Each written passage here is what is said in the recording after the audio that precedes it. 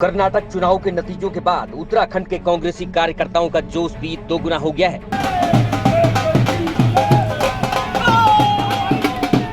उत्तराखंड में जल्द ही निकाय चुनाव होने वाले हैं। वहीं 2024 के लोकसभा चुनाव की तैयारियां भी शुरू हो गई हैं।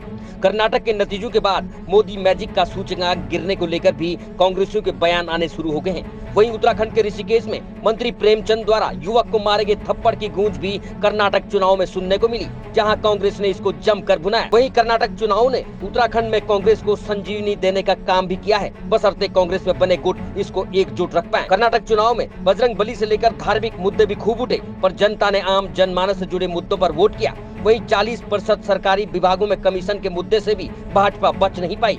वहीं उत्तराखंड में भी कुछ समय पहले पूर्व मुख्यमंत्री तीरथ सिंह रावत ने सरकारी सिस्टम में कमीशन खोरी को लेकर कई सवाल खड़े किए थे। तीरथ सिंह रावत ने साफ कहा था कि उत्तर प्रदेश से अलग होने के बाद भी उत्तराखंड में कमीशन का कट बढ़कर 25 से 30% हो गया है।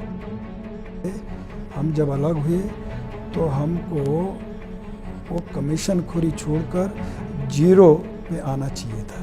दुर्भाग्य क्या हुआ कि जब उत्तर प्रदेश में 0 से 20 तक परसेंटेज आता था, जल निगम है, जल संसाधन, सड़क है, फलाना है, अलाना, सुनते थे 2%, 3%, 20%। हम उत्तराखंड में आए तो हमें 0 होना चाहिए था।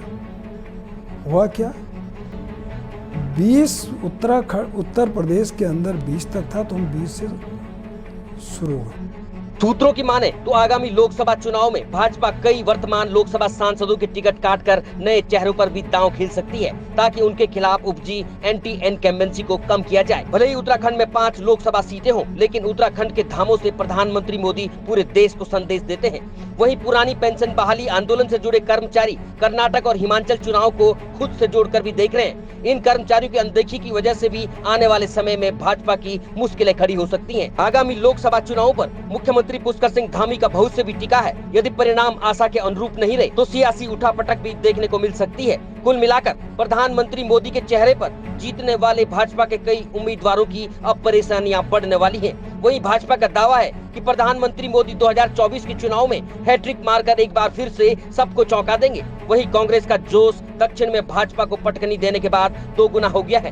कांग्रेस का कहना है कि जनता धार्मिक मुद्दों में भटकाने वालों की बजाय रोजगार, स्वरोजगार, महंगाई और युवाओं से जुड़े मुद्दों पर वोट करेगी। ब्यूरो रिपोर्ट, पहाड़ टीवी। देखिए, बजरंग दल हो या बीजेपी हो, ये एक ही सिक्के के 2 पहलू हैं। हिंदुत्व के राम पर राजनीति करते हैं। राम मनुष्य के अलावा जानवरों और पक्षियों में भी भेद नहीं करते थे, लेकिन राम का नाम का राजनीति करने वाले लोग भारत के नागरिकों को हिंदू, मुस्लिम, सिख, ईसाई में बांटने का काम करते हैं। तो ये परिणाम है। और दूसरी तरफ बजरंग दल ना तो अंकिता मर्डर केस में बोला, ना हमारे बेरोजगार बच्चों पर लाठीचार्ज पे कुछ बोला, ना वो जोशी मठ टूटा, 80 करोड़ से ज़्यादा हिंदुओं की आस्था केंद्र है, उसमें नहीं बोला।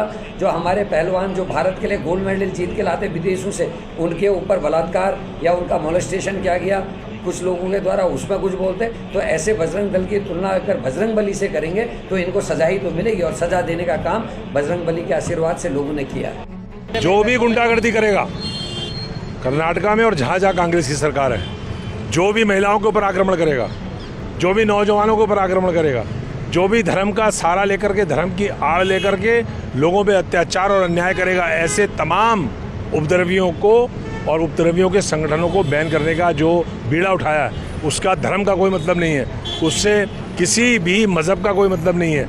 किसी भी धर्म का व्यक्ति, किसी भी मज़हब का व्यक्ति अगर धर्म की आड़ पर अगर अत्याचार, अन्याय और गुंडागर्दी करेगा तो उसको बैन करने का जो ऐलान हमारी कांग्रेस ने किया है, उसको हम करेंगे। से भारतीय जनता पार्टी ने पूरे देश में झूठ बोल करके एक माहौल बनाया था, चाहे वो अच्छे दिन का हो, 15 लाख खाते में आने की बात हो, 2 करोड़ युवाओं को हर साल रोजगार देने की बात हो, किसानों की इनकम दुगनी करने की बात हो, 100 स्मार्ट सिटी बनाने की हो, बुलेट ट्रेन चलाने की बात हो, चीन को लाल आंख दिखाने की बात हो, एक के बदले 100 सिर लाने की बात हो, उन सब में भारतीय जनता पार्टी बुरी तरह फेल हुई।